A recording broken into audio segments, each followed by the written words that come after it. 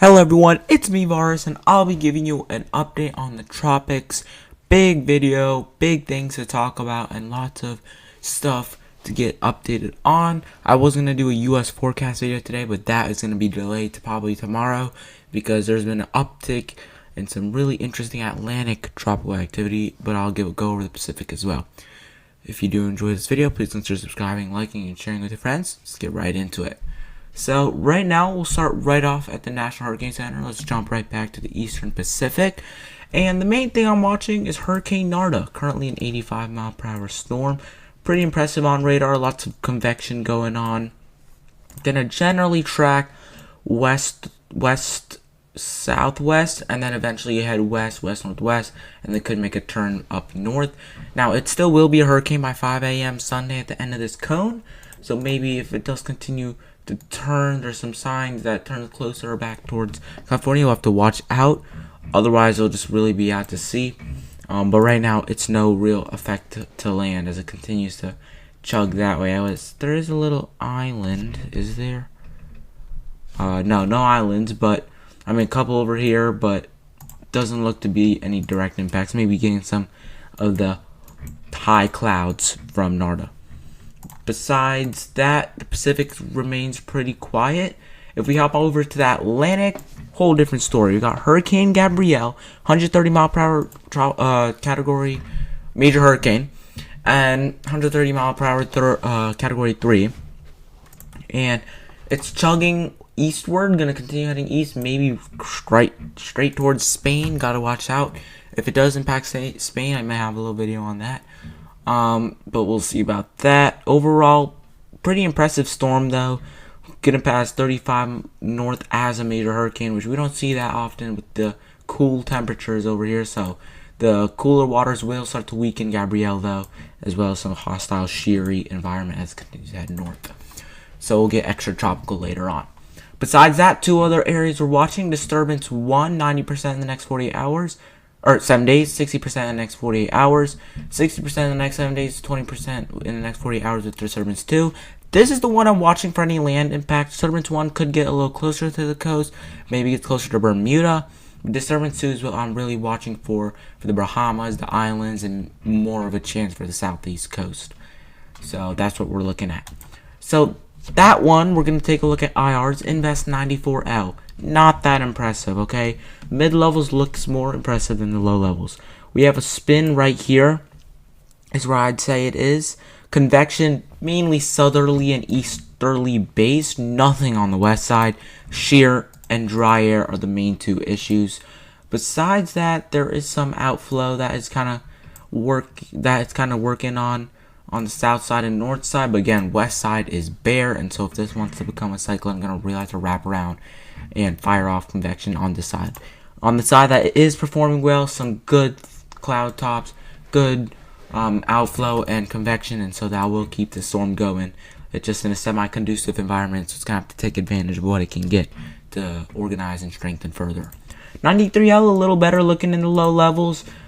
Convection all around, wrapped in the center, especially on the north side. Some healthy outflow on both sides, south side, everywhere. Some dry air still getting in, maybe a little bit of shear with the storm, but nothing too bad. I mean, if you look on the left side of your screen, you can actually see an outflow of 94L, so that's pretty impressive. That does show that these two storms are relatively close in proximity, and they will have impacts on one another later on in the next few days. So again, here they are, as you can see, pretty close in proximity. Disturbance 2 obviously much more west, Disturbance 1 a little more east, southeast. So let's take a look at ensembles. I'm not going to go deterministic yet because I feel like there will be lots of discrepancies in ensembles. We can just kind of look at the general idea, general gist. Invest 94L right here, invest 93L over here. More guidance on board with 93L, which kind of makes sense, has a higher chance of development. 94L a little more scattered. But generally you can see the movement. This is the Euro ensembles. The movement is generally northwest, okay, before you see a slight turn north. And then with 94 or 93L, it's west northwest, with then you'll see with a turn northwest and maybe higher likelihoods out to sea. Can go with full 180 hours out. see what it shows, and that's what you can see as these members start to take it out. So you do see a couple stragglers making it further west. I'll have to watch those, but as of right now, general consensus keeps it a little more safely out to sea. Still kind of far out.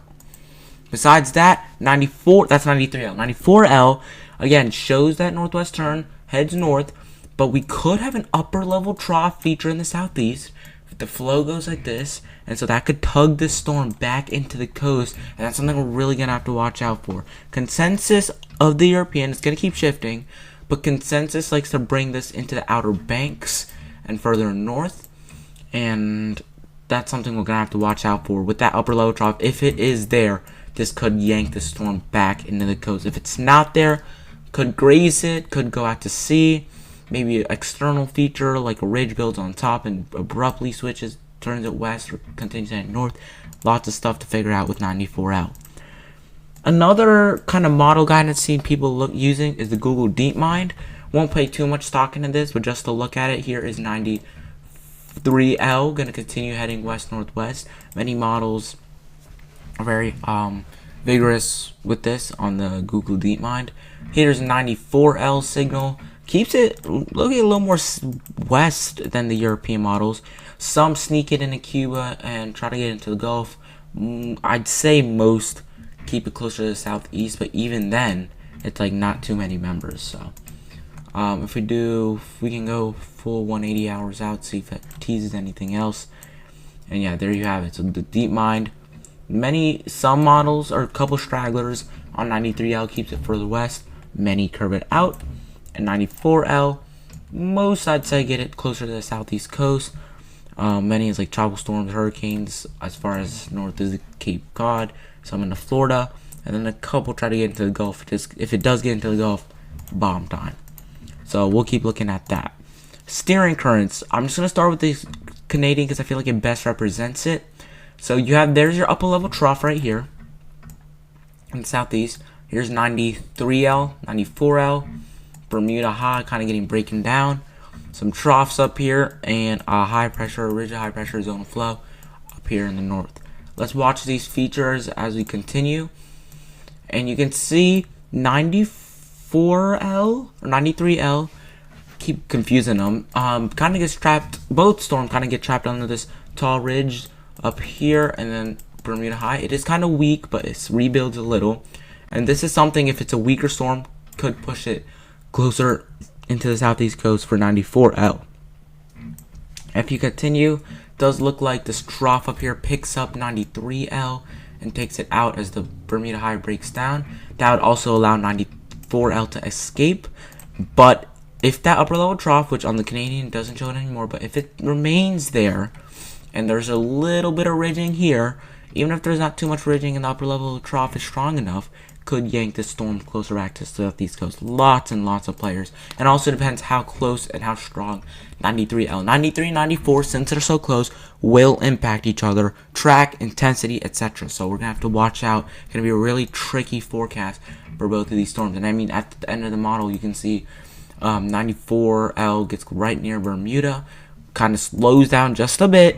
Some bridging, if you saw earlier, I tried to rebuild. Maybe could have push that back west. So lots of things we're going to watch out for. So that's about it. Kind of went quick, got everything out for the tropics, and I hope you guys enjoyed the video and have plenty more upcoming soon.